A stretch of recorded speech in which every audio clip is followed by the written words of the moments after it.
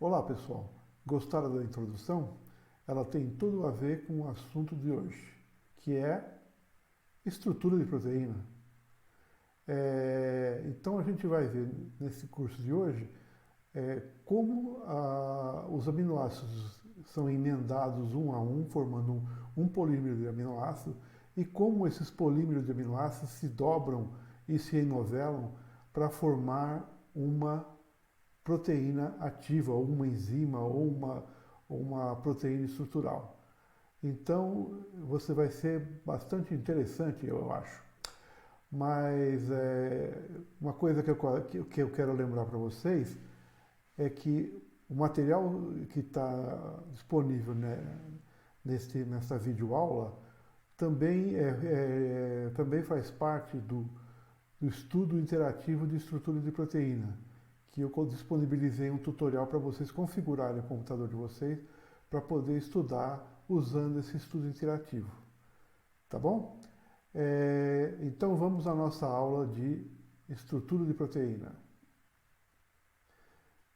A estrutura de proteína ela está organizada em quatro situações. Então, a primeira situação é a estrutura primária, que vem a ser nada mais do que a sequência de aminoácidos, indo do N-terminal até o C-terminal. A estrutura secundária são estruturas que a cadeia polipeptídica assume para começar o processo de empacotamento. A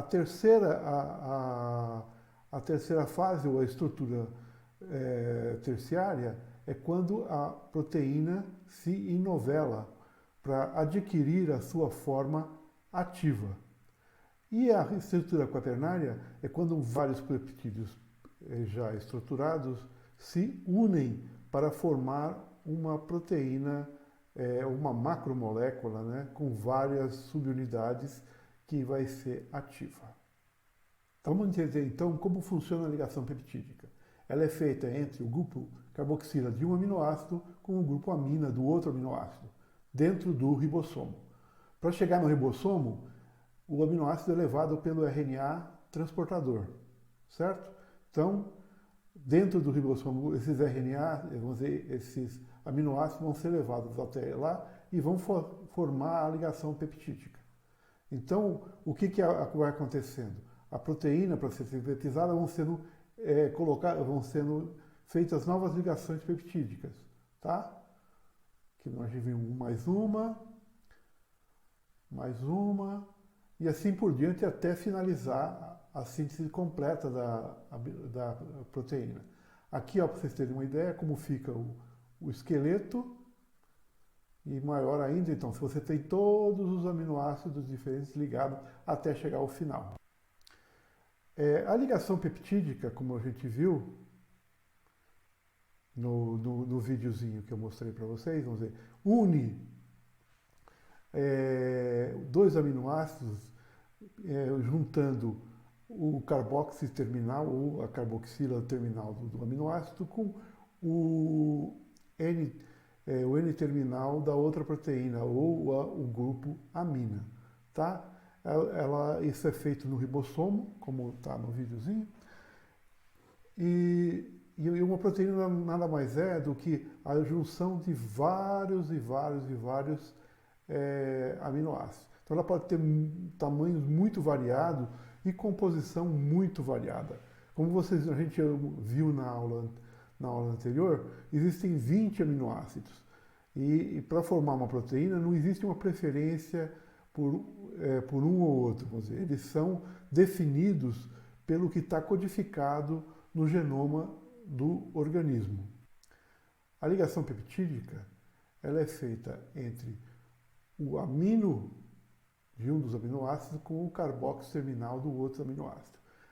A direção de síntese é sempre acrescentando um novo nucleotídeo no final do polímero. Vamos dizer, o final do polímero vai ser um grupo carboxila. Então o próximo aminoácido que vai entrar, ele vai pegar, vai vir o grupo amina dele e vai se juntar à carboxila. O interessante dessa ligação é que ela forma uma estrutura rígida, uma estrutura plana rígida, que gira em torno do carbono alfa, tá? Esse videozinho aqui dá uma ideia de como isso acontece, tá? Então, forma-se uma estrutura ressonante e essa estrutura ressonante faz com que a ligação peptídica seja plana. Ela não tem nenhum tipo de jogo, né? Vamos dizer assim, de modificação. A única coisa o único elemento que é capaz de girar, como vocês estão vendo aqui, é o carbono alfa, tá certo? E elas podem ser de dois tipos, as ligações peptídicas. Elas podem ser trans, tá vendo? Representando vamos dizer, eu até fiz essa brincadeira para vocês terem uma ideia de que a ligação é plana, né? Aí só para repetir para vocês verem, ó, tá? Que é a ligação mais comum, tá? Mais de 90% das ligações entre os aminoácidos, as ligações peptídicas entre os aminoácidos, elas são na forma trans. Mas elas também podem ser da forma cis. E na forma cis elas adquirem essa conformação, tá? Essa conformação é muito mais rara, mas também é rígida, tá? Mas ela é menos estável. E ela está muito presente quando você tem ligação de um aminoácido com uma prolina, ou de uma prolina com um outro aminoácido, tá? E também, ó, ela é planar e rígida, tá certo?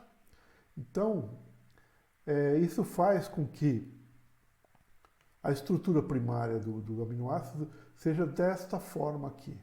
Ou seja, os carbonos alfa, vamos dizer, a ligação, cada uma dessas ligações peptídicas aqui, é rígida. Mas o carbono alfa gira. Então ela pode girar para vários lados, certo? E saindo para fora dessa ligação, ou seja, do plano dessa ligação, você encontra as cadeias laterais, ou seja, os grupos R, tá certo?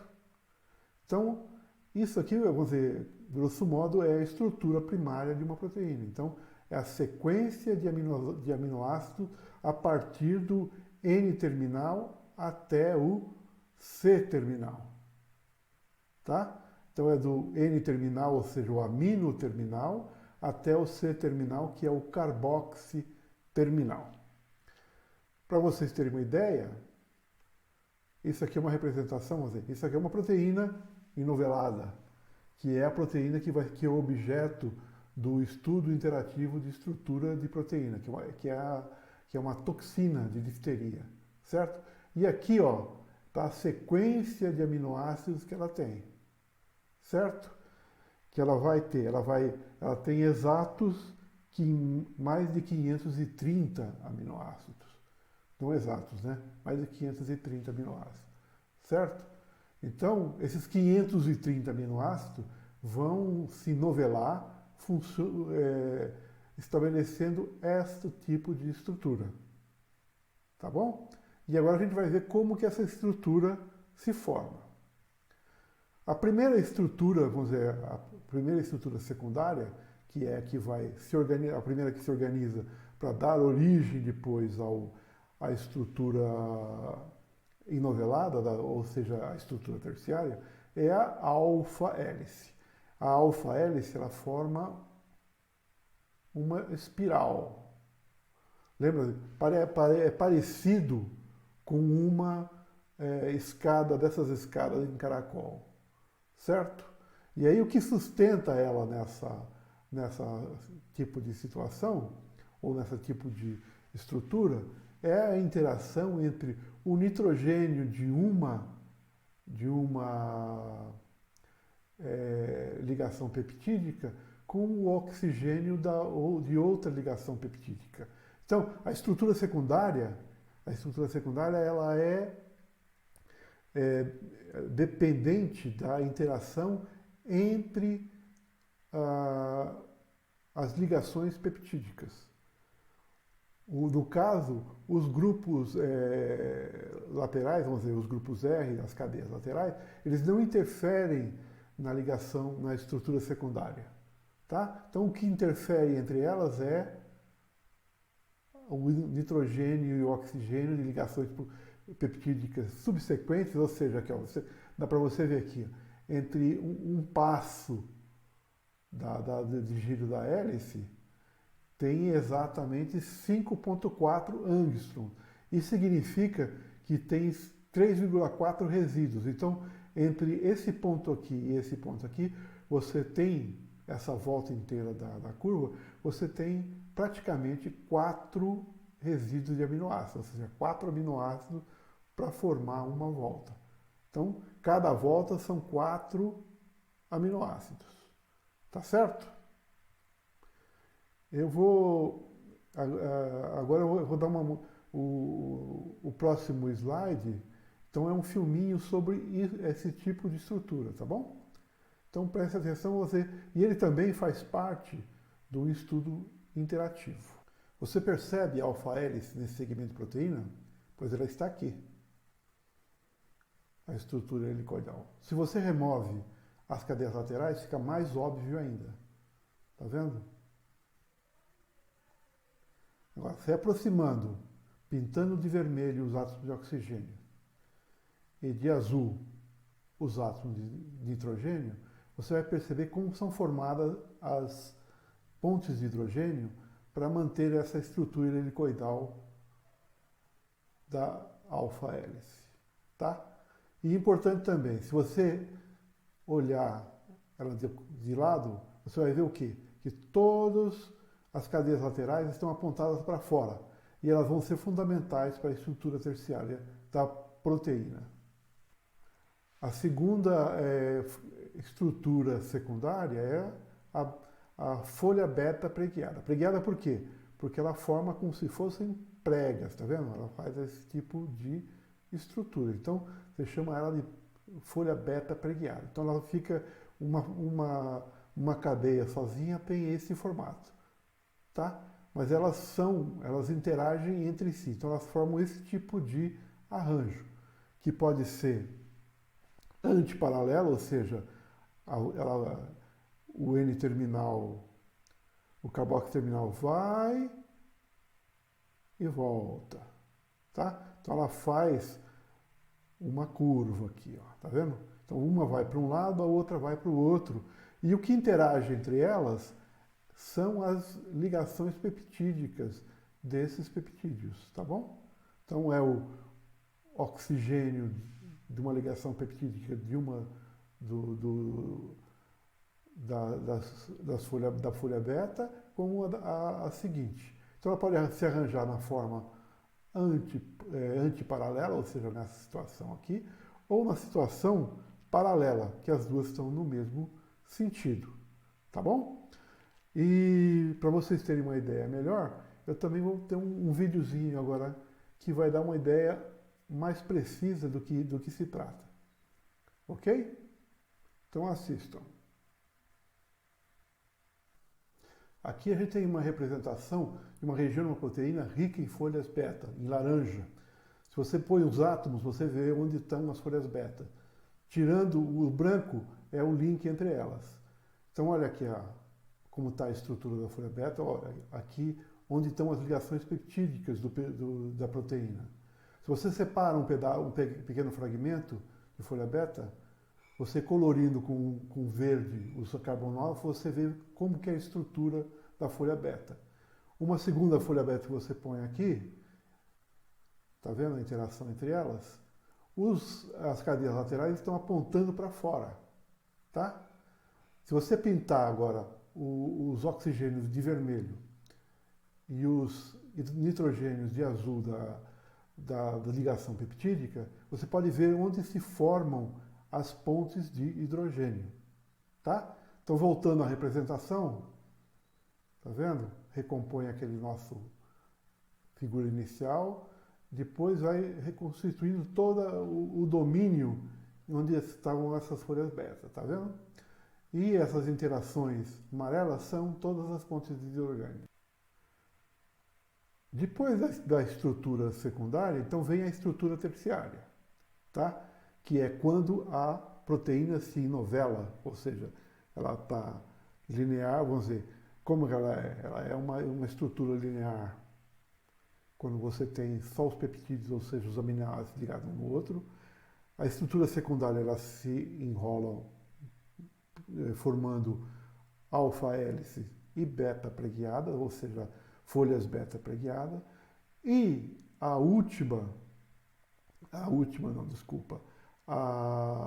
estrutura terciária é quando essas estruturas secundárias se enovelam, tá? E para manter esse novelamento, ela depende da interação entre as cadeias laterais, tá? Então esse videozinho que eu vou mostrar para vocês agora dá uma ideia inicial de como que é o enovelamento. Tem uma estrutura por trás desse amontoado de átomos de uma proteína? Tem, tá óbvio aqui, ó. Tá vendo? Se você remover as cadeias laterais, então a coisa fica mais óbvia ainda. Dá até para você perceber a estrutura secundária.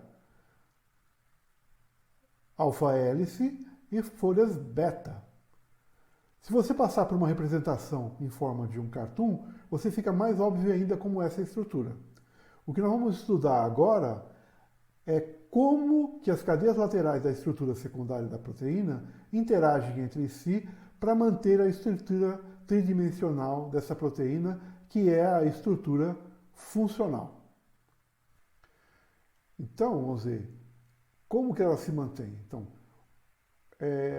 uma interação importante entre as cadeias laterais é a ponte salina, ou seja, é uma interação iônica, certo? Então você precisa de um aminoácido com cadeia lateral positiva e um aminoácido com cadeia lateral negativa em diferentes posições, tá? Então eles podem estar muito distantes ou muito próximos. Eles interagem a interação é entre as cadeias laterais. No caso da ponte salina, vamos ver que você está vendo aqui, ó. Na ponte salina você tem uma interação próxima iônica, certo? Olha só aqui um exemplo. Então você tem a cadeia, a estrutura secundária com alfa-hélice, certo? E um dos aminoácidos dessa alfa-hélice, um aspartato, vai interagir com uma arginina do outro lado. Então, negativo com positivo. Aí você vai olhar a posição, esse aqui está na posição 211 da estrutura primária e esse aqui está na posição 173 da estrutura primária. Então, vamos dizer, eles estão relativamente distantes, certo? Praticamente 50 aminoácidos distantes um do outro, tá bom? A segunda interação mais comum é a da ponte de hidrogênio. Então, entre a ponte de hidrogênio, o que vai acontecer? Também você vai ter a estrutura secundária de um lado e a estrutura secundária do outro. Então, um aminoácido de uma das cadeias, por exemplo, aqui a tirosina 60, vai formar uma ponte de hidrogênio com uma glutamina 184, tá? Então, forma uma ponte de hidrogênio aqui, certo? Isso segura, né? Segura próximo. Eram coisas que estavam distantes, eles vêm, se aproximam e são seguros ponte de hidrogênio, tá? Aqui um exemplo também, olha aqui, ó. De novo, você tem a estrutura secundária, certo? Aqui, ó. Glutamina e a tirosina, certo? E elas formam uma ponte de hidrogênio. Limpando um pouco o background, né? Olha aqui ó, como está essa interação. Tá? Então isso também segura junto. Tá? Então, por isso que ela consegue novelar. Tá? Porque ela pega, aproxima regiões que estão distantes e essas regiões que estão distantes interagem via cadeias laterais e se mantêm presas uma na outra, formando o enovelamento. Tá? Aqui um outro exemplo, tá vendo? Também, ó, a estrutura secundária, um aminoácido dessa estrutura secundária interage com outro aminoácido da outra estrutura secundária. Tá? Também a interação pode ser hidrofóbica. Lembra do hidrofóbico? Que o Carlos falou para vocês. As estruturas hidrofóbicas, vamos dizer, elas repelem a água. Então, elas se juntam para se proteger da água. Então, aqui um exemplo interessante, ó, que é essa proteína que está no estudo interativo. Vamos ver, olha só. Aqui você tem todos os átomos ou todos os aminoácidos que são hidrofóbicos, tá vendo? Então, eles formam essa estrutura aqui, tá bom? Então, eles estão, tá? E o que eles estão? Eles estão compactados, estão no meio. Enquanto você vê, olha aqui, ó, tem os outros aminoácidos que estão na parte externa, ou seja, que devem estar em contato com a água, tá? Então, para vocês terem uma ideia, é isso aqui, ó. Tá vendo? É a mesma proteína, só que agora está aparecendo todos os aminoácidos hidrofílicos, tá? Em azul aqui, ó, você tem os aminoácidos hidrofílicos. Você vê? Os hidrofílicos estão todos na superfície da proteína, enquanto os hidrofóbicos estão concentrados na proteína. Estão concentrados no meio. Olha, voltando lá para vocês verem. Olha, tá, ó. Os hidrofóbicos estão todos, vamos dizer, compactados no centro da proteína, enquanto os hidrofílicos estão na superfície da proteína. Tá certo? E o outro, esse aqui é um interessante, vamos dizer, que tem a ver com alisar o cabelo, né? Que é a ponte de sulfeto, ou seja, a ponte de sulfeto também vai unir o quê? Dois segmentos que podem estar próximos ou distantes na cadeia, na estrutura primária, né? Então, essas duas cisteínas vão reagir e formar uma ponte. Então, elas reagem, formam uma ponte e elas ficam presas uma na outra. Tá? Quando eu falei de cabelo, eu quis dizer, quando você faz um alisamento, o que você está fazendo? Você está rompendo essas pontes de sulfeto. Quando você rompe a ponte de sulfeto, você relaxa a proteína. Então, um dos responsáveis para o cabelo ser encaracolado é justamente a ponte, essas pontes de sulfeto nas proteínas que formam o cabelo. Tá certo? Então, quando você põe uma substância química que quebra essa ponte de sulfeto, você relaxa e você consegue alisar o cabelo. Tá? Para vocês terem uma ideia mais bonitinha, olha aqui, olha como está dentro da coisa. Então, você tem uma cadeia, outra cadeia e a ponte de sulfeto formada aqui. Tá bom? Mais próximo lá, ó. Tá vendo? Aqui está a estrutura da ligação de sulfeto. Tá bom? Então, essas interações entre as cadeias laterais. Tem que lembrar assim, ó, a ligação, a estrutura primária, o que é a estrutura primária? É os aminoácidos ligados um a um pelas ligações peptídicas. Então é como se fosse um colar de pérolas, tá? A estrutura secundária, o que que é? É um enovelamento na forma ou de uma espiral, que é uma alfa-hélice, chamada de alfa-hélice, ou como se fosse uma folha preguiada, que é a folha beta.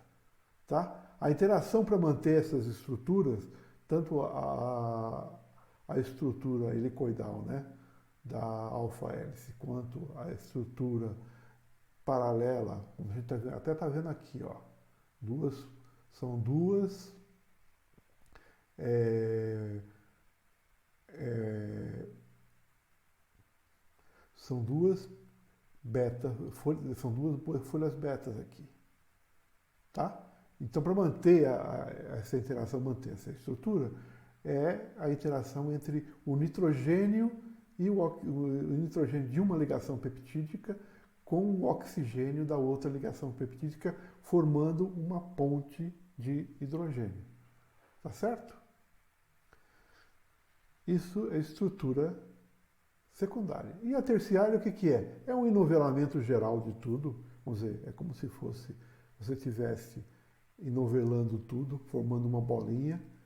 E aí, para garantir essa bolinha, você tem pontos de hidrogênio, pontos de salina, interação hidrofóbica e pontos de sulfeto. Tá bom? Isso forma a estrutura da proteína que vai ser ativa biologicamente. E aí, você, quando enovela, olha aqui tem a proteína enovelada.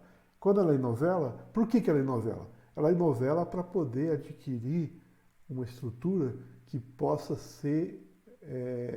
reconhecer algum tipo de substrato. O Carlos vai falar para vocês na semana que vem sobre enzimas. E aí vocês vão entender um pouco melhor o que que é isso. Mas no caso, você tem todo esse novelamento aqui, ó, para fazer o quê? Para criar esse domínio catalítico. Tá vendo? Em vermelho aqui está o domínio catalítico. Então tem toda aquela estrutura formada para criar o domínio catalítico. Que no caso aqui, ele se liga a um substrato. Vejam aqui, ó. Aqui você tem uma molécula de NAD, que é o substrato dessa proteína. Tá? Ó, olha aqui ela. Tá? E ela encaixa direitinho. Então aquela história que eu falei para vocês e que o Carlos falou para vocês. Por que os carboidratos são todos D-carboidratos? Por quê? Eles têm que dar, né, nessa configuração para poderem ser encaixados, para poder encaixar no sítio ativo da enzima. E para poder formar a estrutura, vamos dizer, por isso que todos os aminoácidos são L-aminoácidos. Então, tudo isso tem tudo a ver como as moléculas interagem. É como se fosse uma situação de chave e fechadura, tá? Chave e fechadura, certo? Qualquer chave abre qualquer fechadura? Não. A chave específica abre a fechadura específica, tá? Então, por isso que todas as moléculas biológicas que têm algum tipo de isomeria, existe a preferência por um dos isômeros na natureza, tá? O caso mais interessante esse é, vamos dizer, os carboidratos são D carboidratos e os aminoácidos são L aminoácidos, tá? Então, por que isso? Porque a evolução selecionou dessa forma, tá?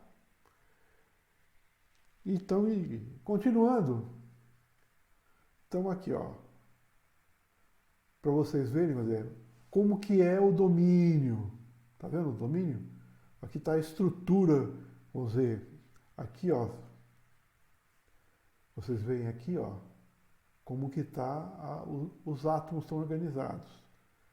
E agora aqui, você vê como a estrutura, como é a estrutura desses aminoácidos. E aqui em vermelho, onde é o domínio do sítio ativo ou o sítio de ligação da molécula de NAT. Tá bom?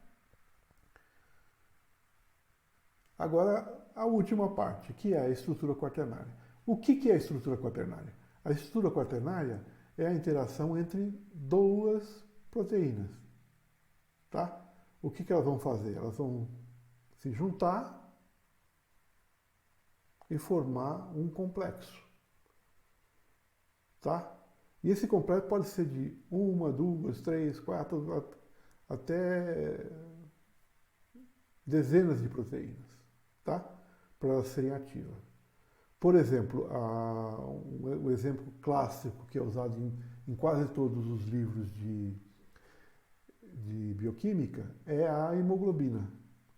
A hemoglobina é composta, vamos dizer, é o típico exemplo de estrutura quaternária. Porque para formar uma hemoglobina você precisa de 4 cadeias diferentes. As 4 cadeias diferentes se juntam e formam a hemoglobina, que é ativa. Se você separar essas proteínas, elas deixam de ser ativas, elas não carregam mais oxigênio. Então, para elas funcionarem, são 4 cadeias que se juntam, tá, para formar uma proteína ativa. No caso aqui, a gente tem um exemplo, ó, são 2 subunidades. Então, a subunidade verde com a subunidade amarela. E como é que se dá essa interação? Também via cadeias laterais. Certo? No caso nosso aqui, ó,